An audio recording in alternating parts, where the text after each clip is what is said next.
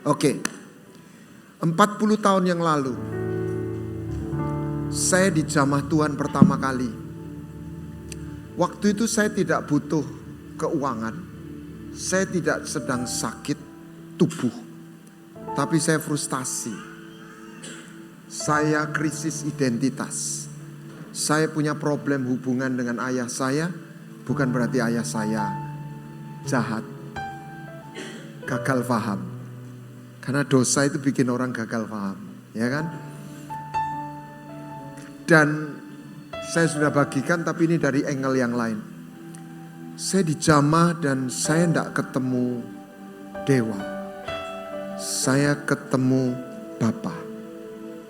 Dan yang saya rasakan, saya masih ingat permohonan doa saya.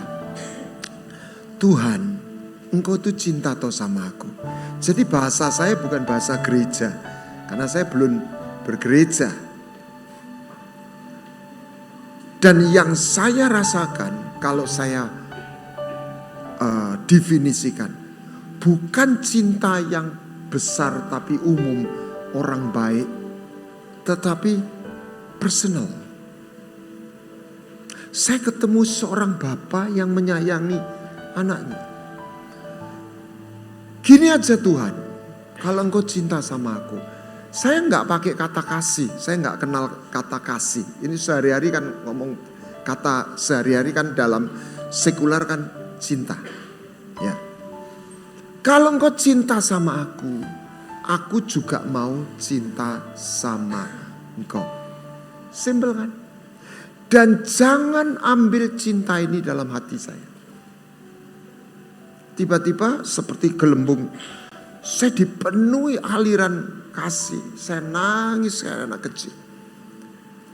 Dan apa yang Tuhan berikan di dalam hidup saya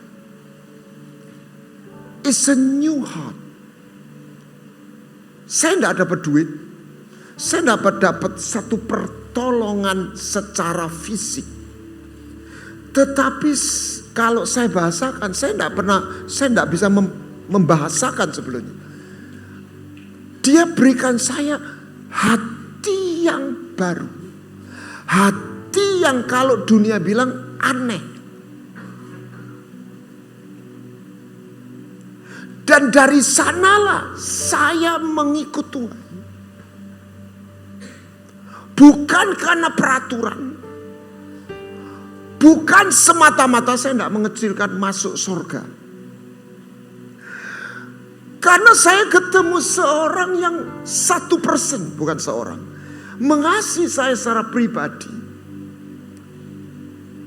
Dan saya tidak ingin kehilangan dia. This is simple.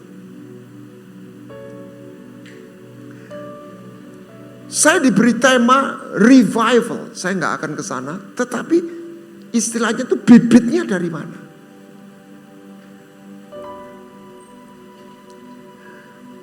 Banyak orang tidak sadar begini. Jalan Tuhan itu jalan langit. Saya pakai istilah langit supaya bangun.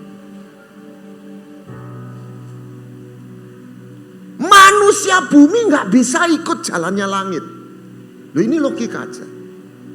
Agama bicara, oh datang kok sama Tuhan, nanti dia dengar.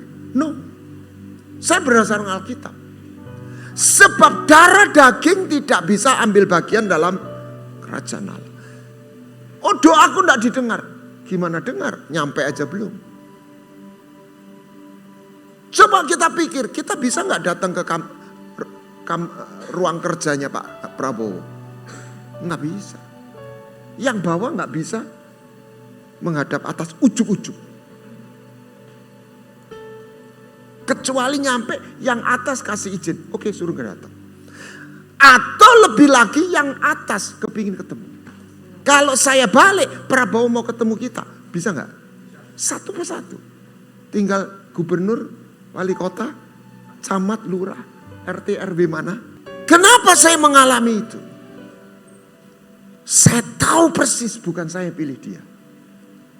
Dia yang undang saya. Dan jalan ini jalan langit. Agama saya itu karate. Jadi buat saya nggak ada hubungannya gereja. Bukan berarti karate itu dosa setan, tidak. Itu sport. Mungkin berapa tahun yang lalu seperti agama, tapi hari ini wah, orang pertandingan bisa dapat duit, bisa masuk perguruan tinggi dan dipakai untuk evangelis juga, untuk penginjilan, sport. Dan bagus untuk melatih mental. Tetapi begini, ada satu hal yang nggak bisa saya selesaikan. Dan Tuhan pakai itu. Yang saya mau maksudkan, ini jalan langit.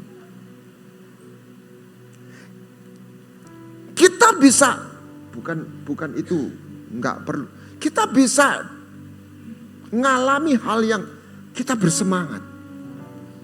Itu perlu baik, tapi nggak cukup. Karena ini bukan event. Oke, Anda yang sudah menikah tahu. Wedding is a blessed moment. But marriage is journey. Amin. Perayaan nikah itu happy moment, ya toh? Tetapi pernikahan itu perjalanan. Anda butuh stamina. Amin. Lady Di dan Charles waktu menikah itu tidak ada nikah semeriah itu, semegah itu. Tapi berakhir apa? Cerai. Biar bapak ibu atau ibu-ibu dulu ketemu dredeg gitu. Wah, jantung berdebar. Saya ini bangun tidur ketemu terus.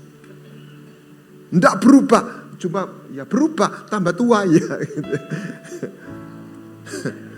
Anda nggak bisa mengandalkan jatuh cinta Anda waktu pertama kali ketemu itu, betul ya? Wah, saya senang ada yang manduk-manduk, betul-betul Pak. Sepenuh tangki kita, entek kalau Anda ndak pit stop ngisi di SPBU lagi. Stamina, endurance. Saya kenal Pak Hani sudah berapa tahun. Saya udah jadi orang Kristen 40 tahun lebih. Dan hari ini saya berkata, seperti doa yang saya minta, the love of God still dwelling in my heart. Why? Tentu saja anugerah. Tapi yang kedua, karena saya gak ingin kehilangan. Berhenti atau bukan berhenti. Jangan jadikan Yesus itu hanya pertolongan.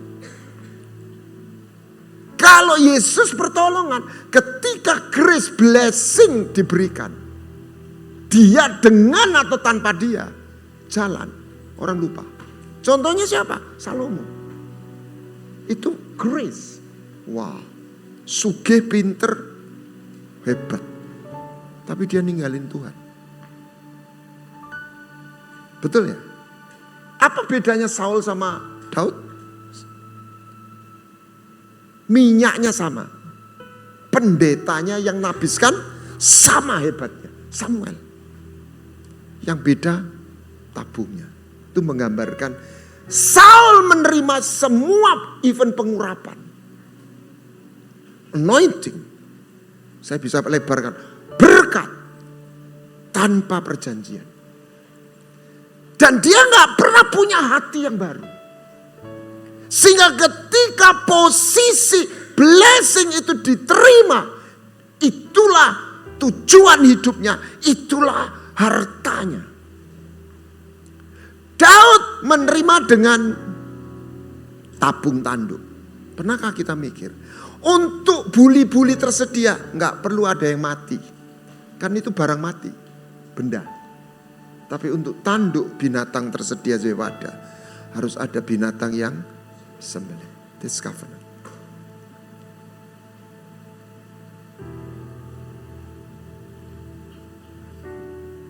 Makanya kata pernikahan, perjanjian harus kata perjanjian itu ada darah, ada daging yang dipotong. Makanya seal dalam pernikahan itu hubungan intim.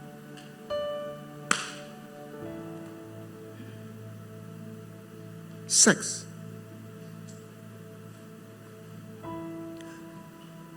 Supaya ini bukan cerita porno. Kenapa Tuhan berikan selaput darah? kepada seorang wanita, gadis. Ketika Abraham terima perjanjian, disuruh apa? Sunat. Amin. Ada daging dipotong. Ada daging, tubuh, dan darah. Hidup. Dan ketika seorang gadis memasuki pernikahan, semoga masih tetap banyak gadis yang tetap gadis, masih gadis waktu masuk pernikahan. Karena hari ini seks bebas luar biasa. Maka selaput darah itu robek. Luar biasa ini ya, Tuhan memberi gambaran secara fisik. Dipotong dan ada darah. Dia disunat oleh suaminya. Kita ini perempuan secara roh, mempelai kan. Kita disunat oleh Yesus. That's covenant. Dua jadi satu. Dan tidak hanya menerima berkatnya. Ibu-ibu pasti dikasih duit belanja. Atau lebih dari itu. Uangnya bapak dipegang. Dan susahnya uang suami, uang istri itu uang istri. Uang suami, uang istri. Jadi kalau sudah uang masuk istri, susah keluar gitu lah. Saya ngalami juga kalau udah masuk, pinjem.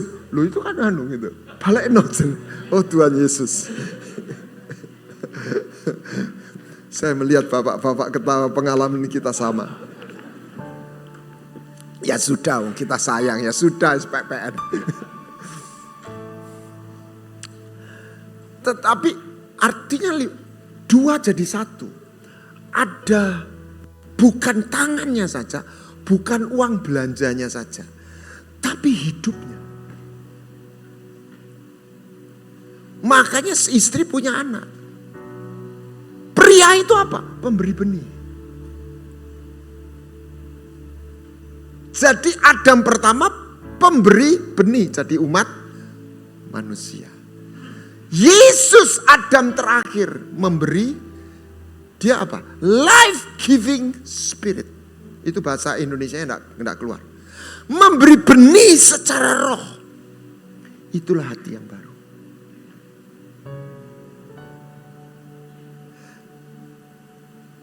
Jadi itu diinjek. Apa itu diinjek bahasa Alkitab? Diimpartasikan di dalam hati saya.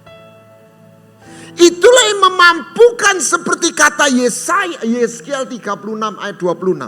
Bentar. Mana ini?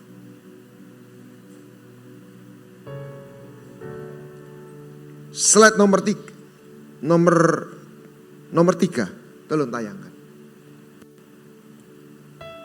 Aku akan memberikan kepadamu hati yang baru.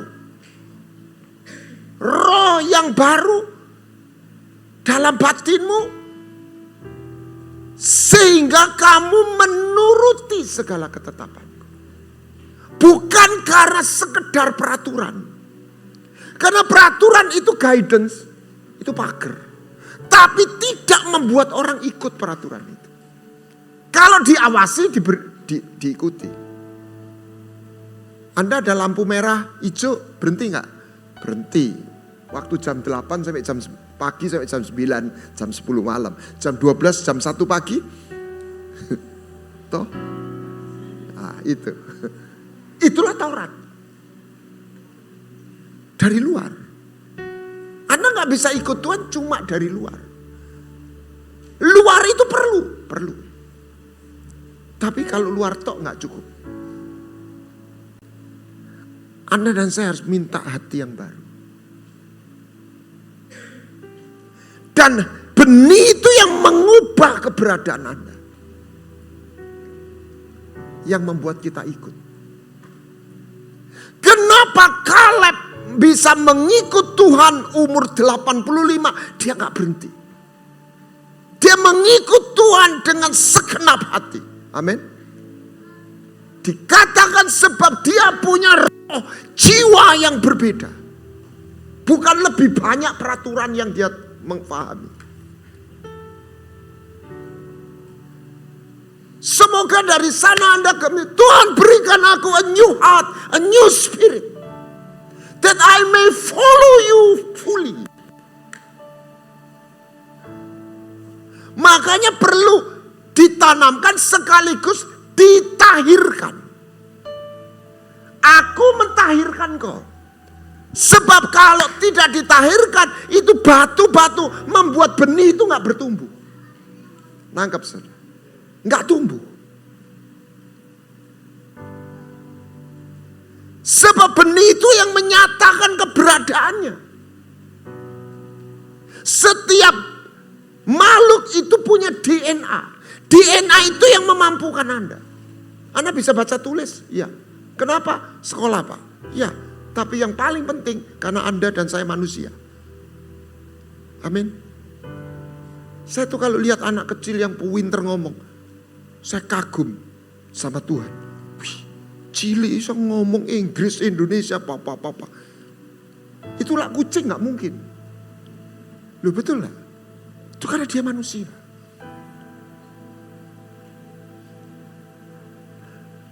Kita nggak bisa ngelatih ayam berenang. Bisa diawasi, gak no gebuk. Latihlah 100 jam, tiap hari 2 jam, 50 hari lulus selesai. Dia bisa berenang, pintar berenang? Enggak. Latihlah ayam itu terbang. Ya rada jauh bisa, tapi dia nggak bisa terbang. Tetap. Karena dia nggak punya gen untuk terbang. Amin. Ini darah daging. Jalanmu tak terselami oleh setiap hati kami. Namun satu hal ku percaya, ada rencana yang indah, tiada terduga kasih-Mu. Heran dan besar bagiku, tolong teksnya.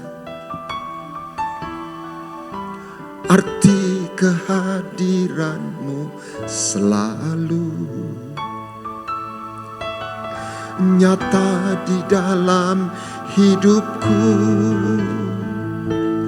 Penyertaan-Mu sempurna, rancangan-Mu penuh damai, aman dan sejahtera.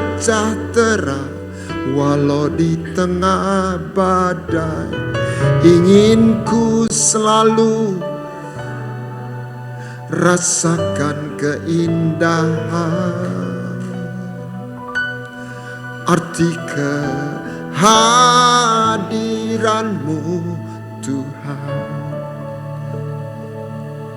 Tuhan bukan hanya sebuah pertolongan lagi, tetapi harta. Karena firman Tuhan, apa yang menggerakkan perilaku itu adalah di mana, apa, siapa yang kita anggap harta. Amin. Ketika Yesus itu pertolongan, itu baik. Memilih dia daripada setan. Ya kan? Tetapi ketika semuanya baik-baik, orang itu akan cenderung lupa. Tetapi ketika Yesus itu harta, bukan soal baik tidak baik keadaan, tapi ketika dia tidak hadir, Anda akan cari dia. Amin. Ibu-ibu yang mencintai suamimu, yang sakit hati ya lain, yang mencintai suami, tiba-tiba dia tidak pulang 2 hari, sehari, mbok goleki ra, dendiri. Itu anakmu. Ketika sesuatu atau seseorang kita anggap harta, Anda kan tidak ingin kehilangan. Amin. Bukan soal keadaan. Ketika ketika Saul dijamah Tuhan, ya ini hatinya, tapi dia akhirnya enggak ini. Dia menjadi manusia lain, another man. Dan Allah mengubah hatinya menjadi lain, another heart. Amin. Membuat dia punya keberanian yang membuat dia membela bangsa Israel ketika melawan Filistin. Orang Israel lumpuh, itu gambaran gereja yang lumpuh. Enggak punya senjata. Tapi Saul masih punya. Dia pimpin. Saya dengan banggakan Tuhan.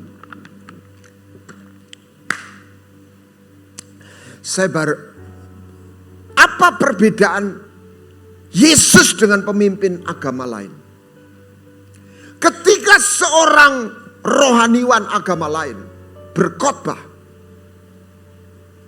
cerita tentang nabi atau pemimpin, nabi yang diceritakan, pendiri agama yang diceritakan, itu gak pernah datang. Setuju? Sebuah cerita, sebuah teladan. Oke, maka kita harus masuk di dimensi ini. Tapi orang itu gak pernah ada. Saya gak perlu sebut, bukan menunjukkan. Tetapi ketika seorang hamba Tuhan diutus, misalnya untuk penginjilan, dia cerita Yesus. Itulah pelayanan perjanjian baru. Yesus itu bukan cerita saja. Tidak berhenti kepada sebuah cerita 2000 tahun yang lalu. Dia ada. Dia hadir dalam Roh Kudus. Dalam kemurahan Tuhan. November yang lalu, kita ketemu satu partner, cuma guru bimbel. Tapi dia jadi kepala sekolah. Dana gak punya. Tapi dia bisa kontak dengan dinas, dikumpulkan seluruh SMU Jayapura. Gak cukup, 300. Kita melihat lawatan Tuhan. Saya khotbah itu 5 kali dengan tema yang sama. Saya juga kalau secara manusia kan bosen. Tapi tiap kali kita nyampaikan, bukan karena saya, karena Tuhan ingin menjumpai mereka. Sebuah perjumpaan. Ketika saya ngomong cintanya Tuhan, cinta itu datang. Datang sebagai wujud air, bukan tulisan air. By the Holy Spirit.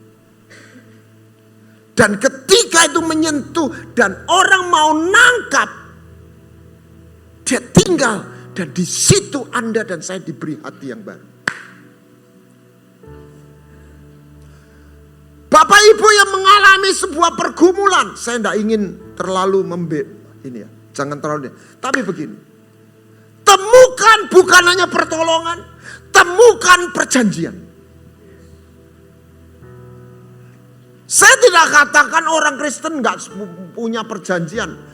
Mereka punya perjanjian yang begitu percaya kepada Tuhan. Itu secara de jure. Sudah. Tetapi de facto, de realita. Itu hanya terjadi ketika seorang betul-betul mau dimiliki Tuhan. Begini. Untuk terima pengampunan, cukup satu pihak yang mati buat pihak yang lain. Setuju? Itulah pengampunan. Yesus mati buat kita. Tapi untuk masuk dalam perjanjian, tidak bisa satu pihak, dua pihak. Dan ketika seorang wanita atau seorang gadis mau dimiliki, that's covenant. Dia nggak hanya terima pertolongannya, tangannya, traktirannya, kencanya. Dia terima benihnya, dia terima kehidupannya. Amin. Dan dia mengandung. Dia punya anak. Hidupnya pria yang jadi suami itu ditanamkan dalam rahimnya dia.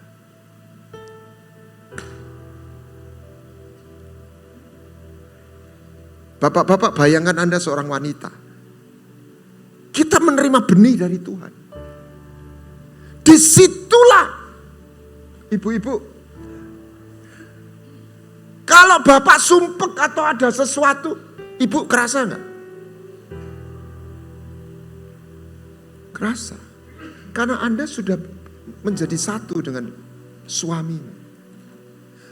Orang iki durung ngerti, dek kene wis krasa. Amin.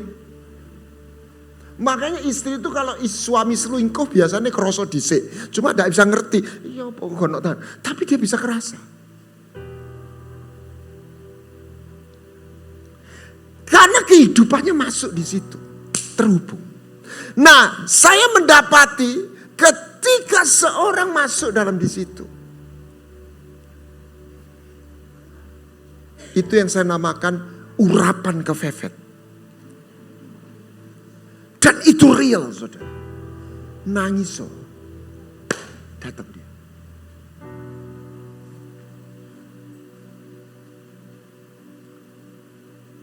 Aneh tapi nyata. Ketika you walk with God. Saya tidak tahu pertolongannya kayak apa. Mesti selesai di luarnya. Tidak selalu, saya tidak ingin ngotai begitu. Tetapi ada sesuatu yang hadir. Yang membuat Anda dimampukan. Dan Anda gak tergeletak.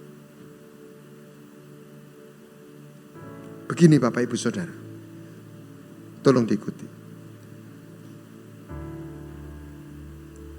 Orang gak usah ditolong dulu. Anda sumpek nangis atau susah. Terus ada orang yang begitu powerful, raja. Kalau secara sosial orang kaya. Datang. Cuma dia ngomong gini, gak usah khawatir, beresin. Langsung tenang enggak? Tenang. Amin. Waktu saya putus asa. Tahun 98. Saya nangis di bawah kaki Tuhan. Tuhan, aku enggak kuat Tuhan, aku enggak kuat. Anda harus bisa curhat sama Tuhan.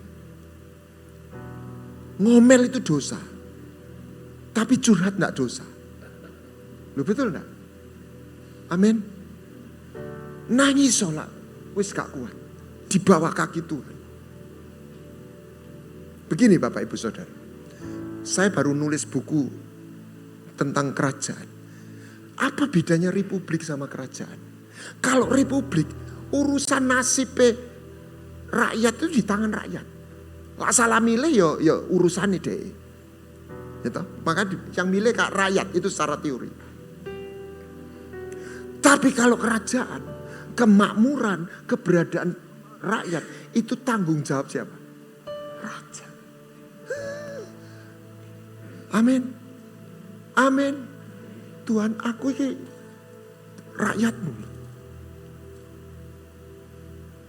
Kalau Anda ngerti itu datang, tanggung jawabnya raja. Loh, saya melihat mata-mata, apa ya tenan ngono. Loh itu begitu. Saya pernah saya ceritakan unik. Satu hari tabungan saya itu menyusut, digedrik itu jumlahnya tambah entek. Anda tidak harus seperti itu melakukan. Saya secara ingat Hizkia toh diancam Raja Asyur. Saya buka tabungan saya sodori. Tuhan ini lho tabunganku entek Tuhan entek. Saudara, ya, Anda jangan jadikan itu sesuatu yang harus seperti itu. Percaya enggak? Tak gitu. Nah, saya enggak tahu dari mana, pokoknya ada rezeki naik, penuh lagi.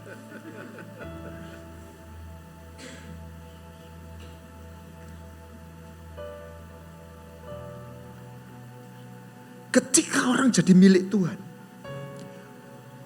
Ketika di Yeskiel ya. Penghakiman itu terjadi. Ya, ini keren. Habisin dengan pedang. Wih, ngeri. Laki-laki, perempuan, dewasa, anak-anak. Tapi jangan sentuh orang yang punya tanda T. Bukan T itu. Vaw. Nah, harus kembali ke Ibrani. Vaw itu apa? Huruf Ibrani artinya apa? Itu kalau Ibrani gundul, salib. Perjanjian. Hari ini Orang Kristen harus ngerti yang namanya covenant.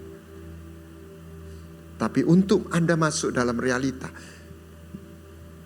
Jadi bayangkan ada seorang gadis menikah, wedding, mari ngono, suaminya keluar kota, dia enggak mau melok. Enggak, aku di sini aja. Suaminya tugas luar negeri, enggak ikut. Statusnya dia apa?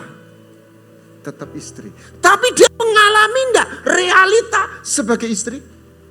Tidak, itu. Karena dia enggak ikut, tidak pernah follow. Ada teman saya yang bercerai. Suaminya itu kerja di kebun di mana? Di Jawa Tengah. Dia enggak kehilangan ngopi, Starbucks, Fore, apa-apa. Dia mau di Surabaya. Akhirnya suaminya kecantol. Karena dia enggak mau follow. Statusnya istri. Kira-kira kalau setelah menikah, pesta selesai, suaminya berangkat ke luar negeri, istrinya gak gelem melok. Kira-kira dia punya anak enggak? Enggak, ketemu aja enggak pernah. Statusnya apa? Istri. Jadi bukan berarti enggak punya perjanjian. Pastikan yang de jure itu menjadi de facto. Dan di situ Anda memiliki hati yang baru. Di situ revival itu dimulai. Transformasi itu dimulai. Karena Anda tidak lagi jadi orang biasa. Apa yang membuat kita tidak jadi orang biasa? You walk with God. Bukan karena kemampuan kita. Ada sesuatu.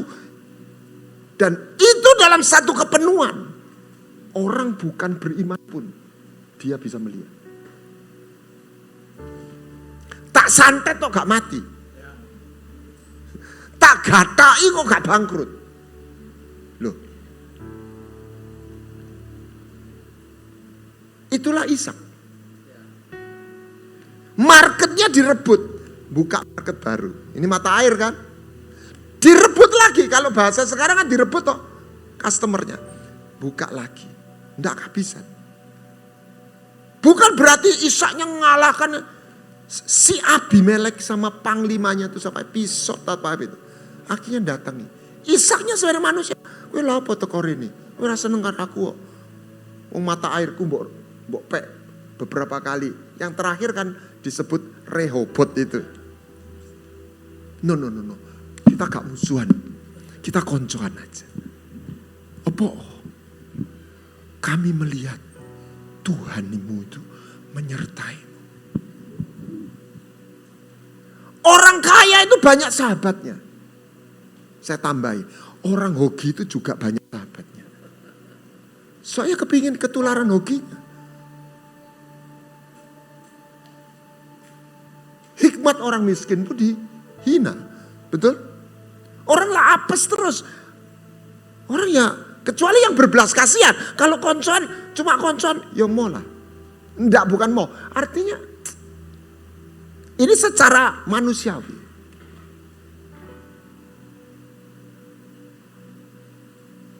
Dari mana itu terjadi? Ketika engkau masuk perjanjian. Dan engkau punya hati yang baru.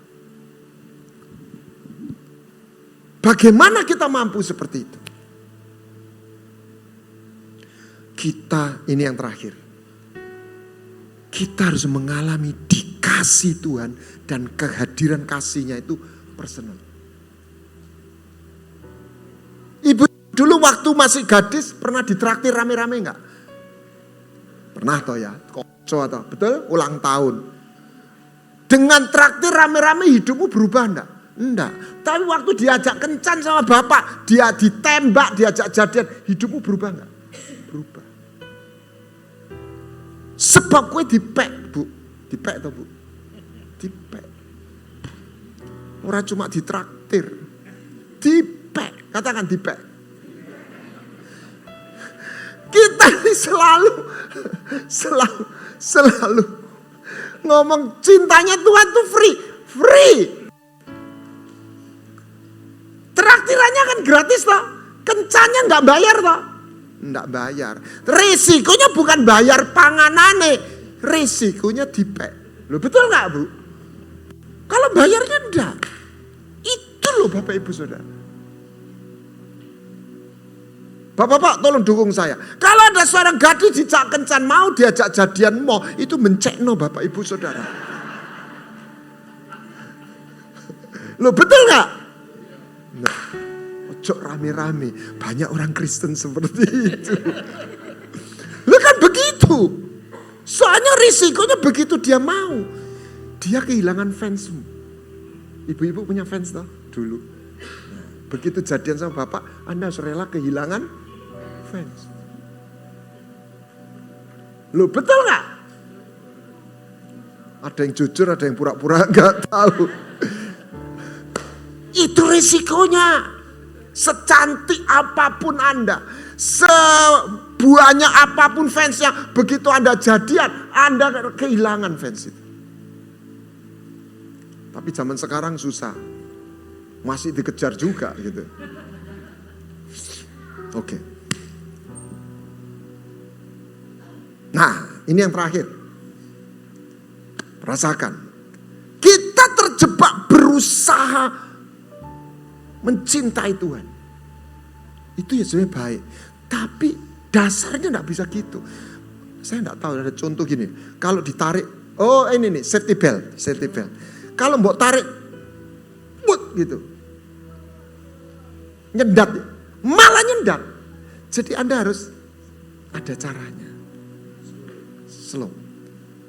Mengikuti alurnya. Kalau mau sentek, ngotot nih, malah cendak, malah gagal. Contohnya siapa? Petrus. Kenapa? Gini, kalau ada sebuah lokasi, cinlok, anak SMA, siapa anak SMA atau belum nikah, kampus atau cinta lokasi, cinlok. Tapi dalam hal ini yang naksir ceweknya dulu, ceweknya yang naksir cowok.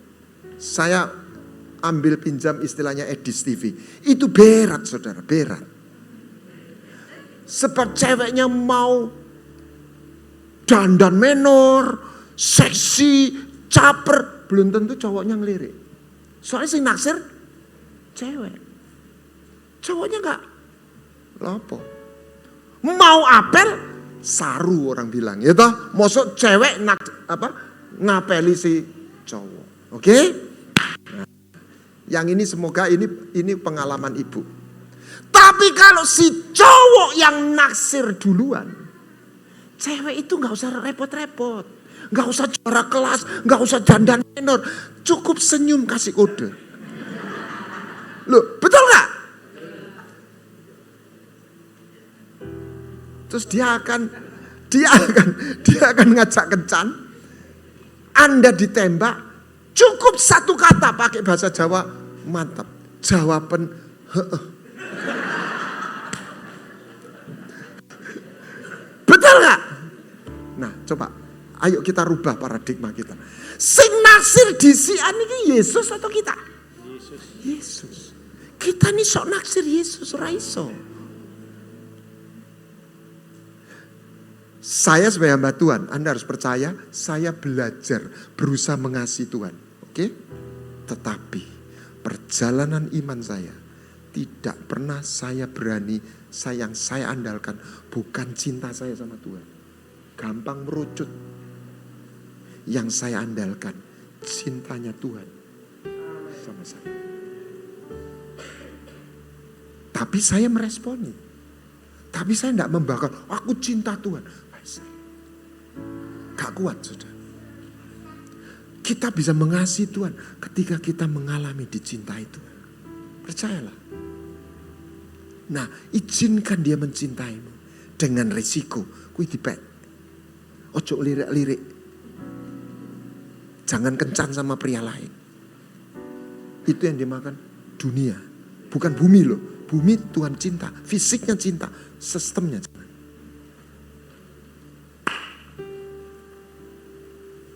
Dan ketika engkau mau, dia akan memberi hatinya. Sehingga engkau punya hati yang beda. Di situ awal revival. Engkau gak hanya cari pertolongannya, engkau cari wajahnya, engkau cari kehadirannya. Wow. Dia harta. Jadi yang nyaksir duluan siapa? Yesus. Oh cowok, Yesus. Yesus. Mau enggak kamu jadi milikku? Bukan. Mau enggak engkau tak tebus, tak ampuni dosamu? Itu ya, itu baik. Tapi enggak membuat Anda ikut dia. Mau enggak kowe dadi punyaku? Satu lagi ya. Ada hubungannya. Saya sudah pernah cerita. Panti asuhan datanglah konglomerat. Punya 10 hotel bintang 5. Pasti bawa hadiah, bawa makanan ya. Tapi tiba-tiba tertuju satu orang. Sini nak, namamu siapa? Sopo ya jenenge? Evi. Evi umur berapa? 10 tahun Papa mana? Anak panti asuhan. Sudah minggat papa. Mama mana? Kerja TKI luar negeri, makanya saya dititipkan di sini. Tiba-tiba ini ngomong gini. Punya pabrik hotel bintang 5-10. Sayang sama Evi. Mau jadi anak Kira-kira jawabnya Evi apa? Hah? Mau? Salah. Apa Apa ngomong apa Dia gak pernah mikir, ini bos besar. Sayang sama kamu. Mau jadi anakku. Ya, mau. Dan dia gak ngomong tok. Bawa notaris adopsi. Omnya namanya Simanjuntak. Jadi Evi Simanjuntak. Tenang ya. Coba bayangkan. Kue dipek, diadopsi. Bukan kekuatanmu. Not your initiative. Tugas kita mengizinkan. Be available. Tersedia. Ku PN. Tap. Dihadir. Apa yang dimiliki? Bukan cuma hatimu, tubuhmu. Hidupmu. Mari kita bangkit berdiri.